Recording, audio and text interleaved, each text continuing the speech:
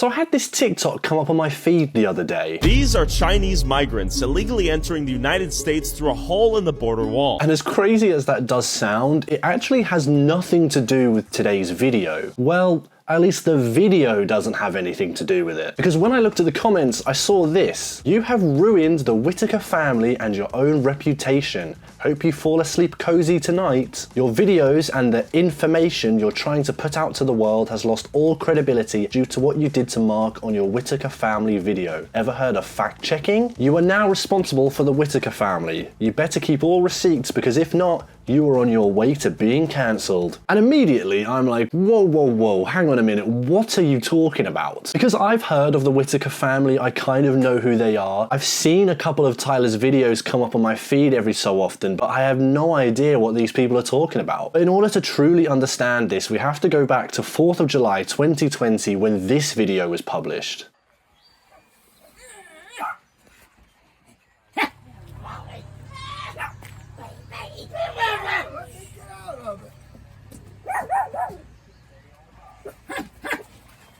This is a video called Inbred Family, the Whitakers by Soft White Underbelly, which is a YouTube channel ran by the photographer Mark Laita. They post these sort of interview, portrait style videos where they take random people that you will have never have heard about and they sort of tell their story. Now, a very famous long-running series on this channel looks at the Whittaker family. In total, they've posted 13 videos, with the last one being only a couple of months ago. And we're going to go through some of these videos so that you can get sort of like an overview of who the Whitakers are in case you have no idea. But I would genuinely recommend going and checking them out, at least the very first one, because they are very interesting. But this is the Whittaker family. They are an incestuous family that have been living in poverty and isolation all their lives. And Mark has done loads of interviews with these people and he's really helped tell their story. He's pulled in loads of attention onto them, he's collected loads of donations through GoFundMe, and he's also helped them out from his own pocket when they needed it. But the one main takeaway that I really get from this series of videos is that they're happy. This is a video that he posted a couple years ago where he took them out to Walmart, where he let them pick out anything they wanted, anything they could really get their hands on, and he paid for it. He kind of takes them out, helps them, takes photographs of them, because obviously he's a photographer. But overall, they always seem really grateful for his help and the help of everybody that's donated all the money. Because you can even tell just by the stuff that they're buying, like they're buying dog food, they're buying towels, they're buying all these necessities, that they're not being ungrateful. They clearly are very happy to have been helped. It would be more crazy if they just started, you know, lumping in the designer clothes, the Gucci, the Louis, everything. I think that would have taken this video in a completely different direction. But back to that original clip, which came from the YouTuber Tyler Oliva. Now, for the last year, he's been posting kind of journalistic content where he sort of goes to these places in America and investigates them. I investigated the island where homeless people are shipped. I investigated the most poisonous town in America. I investigated the city where old people are sent to die. Yeah, he definitely has some of the craziest thumbnails I've ever seen. I think the first time I came across him was the video he did where he went to the town where all drugs are legal. This is Portland, Oregon, the city where every drug is... Oh my god, wait, I've just realized the video's on 2x speed. I've got such brain rot that I've started watching all YouTube videos on 2x speed, so I'm sorry about that. Let me slow it down for you guys. This is Portland, Oregon, the city where every drug is legal. Drug addiction, homelessness, crime. Perhaps a few side effects of decriminalizing every drug, or so I think. Many believe this city is a government experiment gone wrong. But how did this all happen and what can be done to fix it? So I met up with Kevin, a social worker born and raised in Portland whose life mission is to save this city before it's too late. Other than that, I've never really seen any of his videos, so I don't really know anything about him other than the fact that this guy is a views machine. I mean, just in the last 3 videos alone, he's got 4.7 million views, 2.5 million views, and then 1.5 million views on the video we're actually going to be talking about today. So his latest video is titled, I investigated the poorest region of America, which, if you're following along and haven't fallen asleep yet, is where the Whitakers are. This is West Virginia. Got all this for you guys. We got you those coloring books.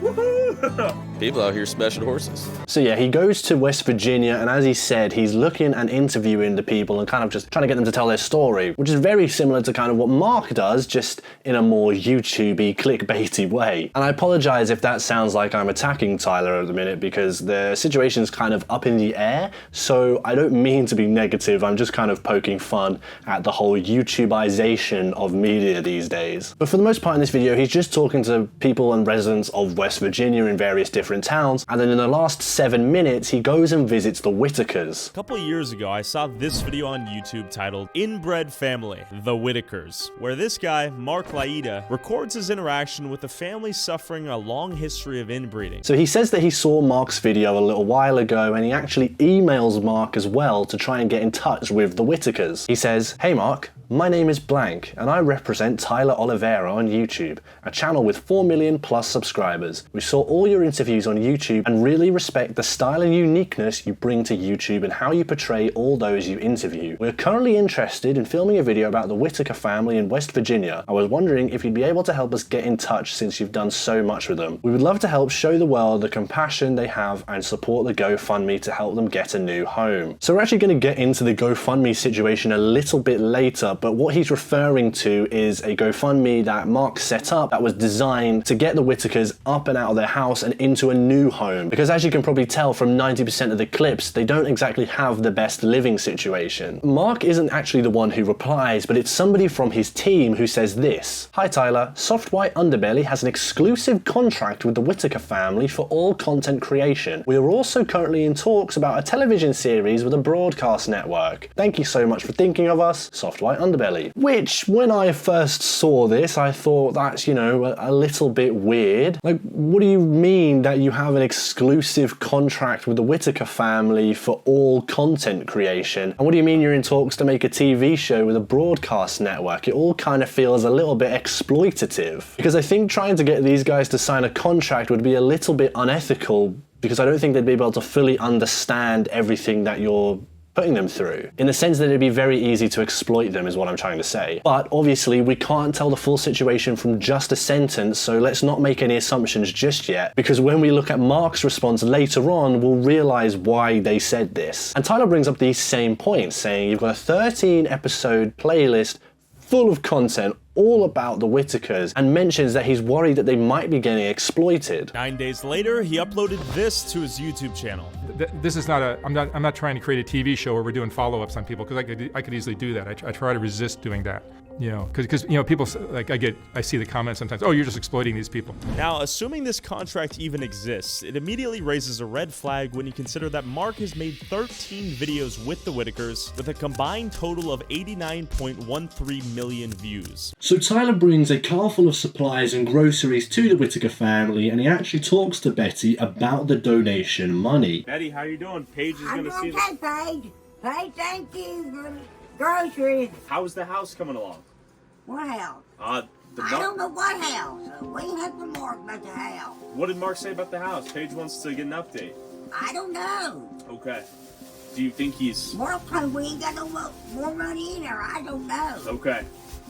Well, he always told us. From my understanding, there's like, I don't know, $50,000 or $60,000 in there. Has Mark given you guys an update? No. And this is where what I like to call the big misunderstanding takes place. Because he's just asked Betty, any updates on the house? What's Mark been saying about the money? And she goes, oh, well, I don't know anything about a house. What house are you talking about? And money? I haven't seen any of this money. I don't know. We've got no more money left, he said. And if I put myself into Tyler's shoes, I'm also going to go, okay, well, hang on a minute. I know for a fact that there's 60 grand in the GoFundMe. I can pull it up on my phone right now. And you're saying that there's no money left. So what's going on here? Now, it might sound like I'm starting to take his side, but it's the ending of the video where he completely loses me. They were in the middle of nowhere. And Mark, where is the house? Paige? Oh, hey, Tyler. I mean, Mark has always been nice to me, so I hate to be the bash person, but I just want someone, like, hopefully somehow or something, like, funds could be raised for them to, like, because there's money that has been raised. That I mean, we all see it. Yep. So, like, there should be, like, goodness, to get them a house, you know? Thanks so much for letting us be a part of that. It seemed like they were very happy. Yeah, she was so excited. They really are good people. It's a bizarre situation, but it's, you know, like they just need somebody to care about them. I started a GoFundMe linked in this video's description and donated $10,000 of my own money. If you feel moved by these innocent souls and want to help them live their elderly years in peace, feel free to donate below. And Mark, if you have any honor, let's combine whatever my viewers and I raise, your 2 GoFundMes, and let's get the Whitakers a new house for reals. He's on the phone to Paige, who's actually a social worker who helps out with the Whitakers, and she's saying, oh, it'd be really good if somebody could raise the money. I don't mean to be the bad person or whatever. And the tone and the vibe and the whole situation is kind of like they're saying that Mark is a really bad guy and that he's hiding all of this money and keeping it for himself, which if you've seen any of his videos is like the complete opposite of how he's portrayed, because you can click on any of the videos on his channel and you can see that he's actively trying to help these people. He's drawing attention to them and then he's helping them out through either his own means or through donations. And the comments on this video really don't like the tone either. Mark, if you have any honor, the most ironic statement of this whole video. Yeah, sorry, I just blew over that. I can't believe he said that. Because if he's really going for this like journalistic angle and he's just trying to be like, oh, well, I'm just investigating it, I'm just trying to figure things out, then why are you accusing him without knowing anything? Because he just as easily could have just said, oh, Mark, where's the money? And that would have been fine. Like, he's just asking where it is because he doesn't know, and Betty is saying that she doesn't know. But to sit there and be like, oh, Mark, if you have any honor, it's like, come on now, let's be serious. No one doubted or questioned Mark until you planted the seed. You knew what you were doing, bro. Don't front. It is wrong to insinuate Mark has done something wrong or dishonorable if he doesn't partner with you. If you have evidence of wrongdoing, let's hear it. Otherwise, the honorable thing to do is not stir things up. Yeah, that person has said what I was trying to say in like a much more succinct way. Now, obviously, Mark saw this video and he really wasn't happy. This GoFundMe that I've had for years, since I've been interviewing the family, has generated a lot of money for the family. It was always designed to help them with their living expenses. And then, like, end of last year, we changed it to, we started a new GoFundMe, and I tried to start a new one so it would look like this is how much money we're going to get for the house. So he jumps straight into it and explains exactly what the GoFundMes were for. He says originally the GoFundMe was to help them with their living expenses, and then quite recently they changed it to try and help them get a new home. And then he explains where the money is going/gone. And as we accumulated money for that, I was thinking, hey, we're getting closer to our goal. But the problem has been that Betty and Larry will call me every 2 weeks, every 3 weeks, and say, hey, we need money for a car. Larry wrecked his car. We need a new car. We need food. We need this. We need that. It's always an emergency, and they need money. And it is their money, that this money is, you know, all these donations are for the Whitakers. And when they tell me they need money, what am I going to say? No, you can't have it. We're saving it for our house. So I give them the money. He's saying that, yeah, we did raise all of this money and it looks great. When you look at the tracker on the GoFundMe, it's slowly building up to the point where we're going to buy them a house. But in actuality, they've been spending the money that's donated and they've already received it. So on the website, it might say they've raised 60K, but in actuality, the account holding the money is closer to zero. And I wire transfer it to Betty. I'll show you a screenshot of my bank account and all the wire transfers that I've sent to Betty. These are all going from my account to Betty Whitaker's account at the, I think, Chase Bank, I think it is in Beckley, West Virginia. So even though we've generated, I think the earlier GoFundMe had about 77,000 before we ended it, and then this one currently now has 55. The one for the house has 55,000. That totals, what, 120, 130,000 roughly? He shows us the bank statement showing that he has been sending all of this money to Betty, so it is actually happening. And he really does come across as like one of the nicest people I've ever seen, because he then goes on to explain that with all these donations you have to pay tax, and he didn't want to leave that up to the Whitaker family, so he does the tax for them and then sends the leftover money to them whenever they need it. He then goes on to explain that the money actually ran out at one point and he started sending the money from his own pocket. Somebody needs to pay the tax. If I left it up to the Whitakers to pay the taxes, I think we'd have a problem with the IRS. And I don't want to get the Whitakers involved in any kind of tax problem, so I chose to pay the tax on that money, and they get every cent that is left after the taxes are taken out. You know, you look at the GoFundMe, it's generating money. All of a sudden there's 55,000. Oh, we're getting closer.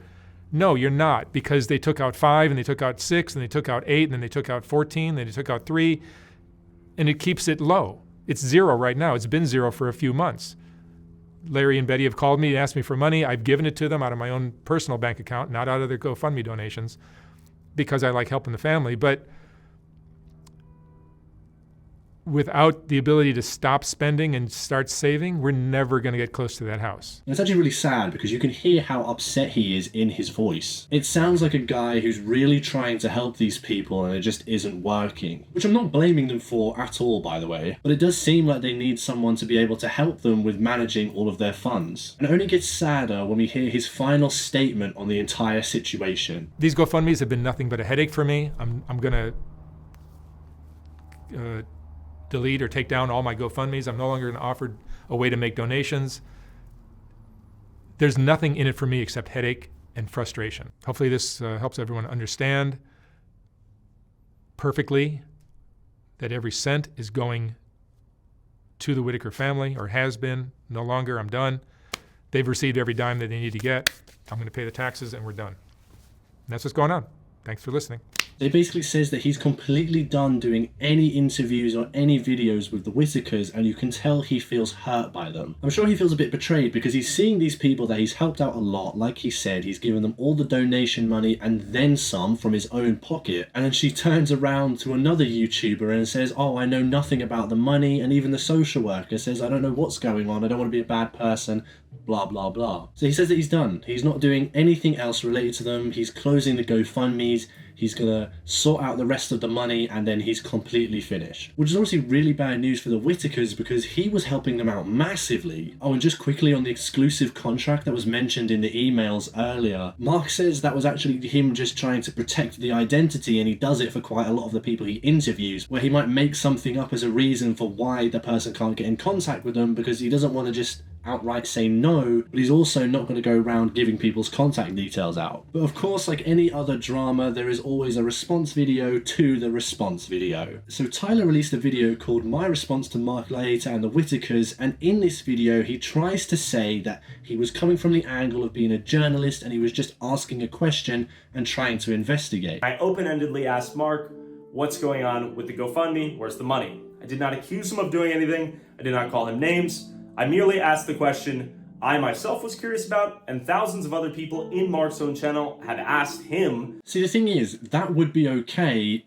if that was what you actually did. But I don't know about anybody else, but when I watch that video, it doesn't sound like he's just asking a question, especially when he starts saying, Mark, if you have any honor, you will give them the money. Like, at this point, there's no need to hide behind it. We should just be straight up and say it. You were accusing him of hiding the money. Which brings me to my next point. Mark uploads a video to his channel where he says he's transferred over $100,000 worth of his viewers' donations to Betty Whitaker. There is no money left in the accounts, and they would constantly ask for the money and he would send it to them. There's no money in the GoFundMes left for a house, which was the entire goal of the GoFundMe. My problem with this is A, he could have just updated the viewers every couple months or every video with the Whitakers. Hey, we're actually using these to keep the Whitakers alive. When they ask for it, I send it to them. That simple. The goal of getting them this house is not real, nor will it ever materialize. And just been upfront and honest with, hey, this isn't for the house. This is just for them. If you want to donate to them, here it is. Cool. I would have had no problem with that. Now, with this point, I kind of half get what he means. Yes, it would have been nice if Mark was saying on the GoFundMe, hey, this is where the funds are going. They're asking for money. I know we're trying to buy them a house at the minute, but they're asking for it for living expenses, so I'm giving it to them. But at the same time, it's not something for you to have a problem over, because originally the GoFundMes were for their living expenses. And whilst they were updated to try and get them a new home, the money is still going to the family. So it's not like they're being spent on something stupid. This entire response, he kind of just says that he's glad that Mark is being, transparent and showing where the money's gone. He's glad that the Whitakers did end up getting the money because he was worried that they weren't getting it. But just like the ending to his video, everybody was really unhappy with the tone and the vibe that this video gave off. The truth is, you took someone who's been dedicated to helping a family in severe, difficult times for years, and then suggested and insinuated nefarious intent. But that's not really what caused the rift. It's the all around ingratitude for the mass amount of hours that went into given to help them. I hope you can deal with that as gracefully as Mark has now that the Whitakers are your responsibility. You didn't ask where the money went, you edited that video to make him look like a scammer. Here's the problem with the I was only asking a question argument. I watched your previous video and it was obvious that it was heavily implied that Mark ripped everyone off. Even if you didn't explicitly say it, you chose to expose Mark with the video instead of asking him directly first. Extra odd because you two were already emailing each other. Because if he had told you the truth, then you would have missed the opportunity to create that juicy drama content. That's actually something that Mark brings up in his response video, where he says that the problem with social media these days is that they don't want the truth, they just want the views. A lot of people got confused and thought maybe I'm a scammer or a con artist. I'm not. This is just a case where this young YouTuber who's doing some irresponsible journalism decided not to get any input from me and just decided to take a story and run with it because he knew it was going to get a lot of views, which it has. I take the hit on that. My reputation gets tarnished. He makes a lot of money. I mean, I guess it helps me because I make a lot of money too when people see these stories and they go to my channel to comment something terrible about how I'm evil and terrible. But that's just social media. It's frustrating, but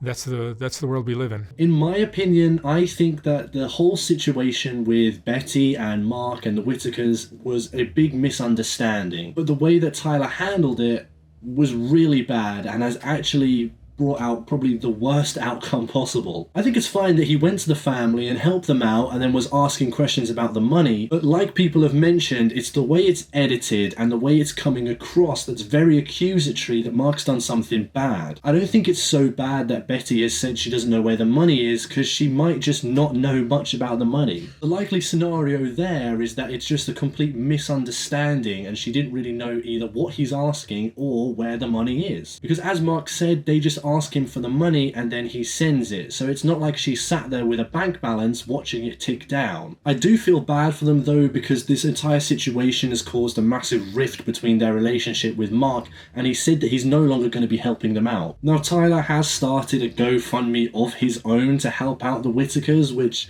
I kind of feel two ways about. Like, yeah, it's great that there's now another place for you to donate and get money to the Whitakers, but at the same time, it kind of feels like he's trying to spin the situation and make himself seem like a savior. But that's just my sort of take on the situation. I want to know what you guys think about this, so make sure you comment it down below. And also, I completely forgot to mention, but since my last video, we actually hit 1,000 subscribers, which to me is crazy because I've been doing this on and off for like the past 3 years now, and 1,000 subscribers was always my big goal. So to come back to the channel and hit it within my first 2 videos has absolutely sent me over the moon, so I cannot be more thankful for the support from you guys. So yeah, thank you to everyone that has supported me so far, and on to the next one I suppose.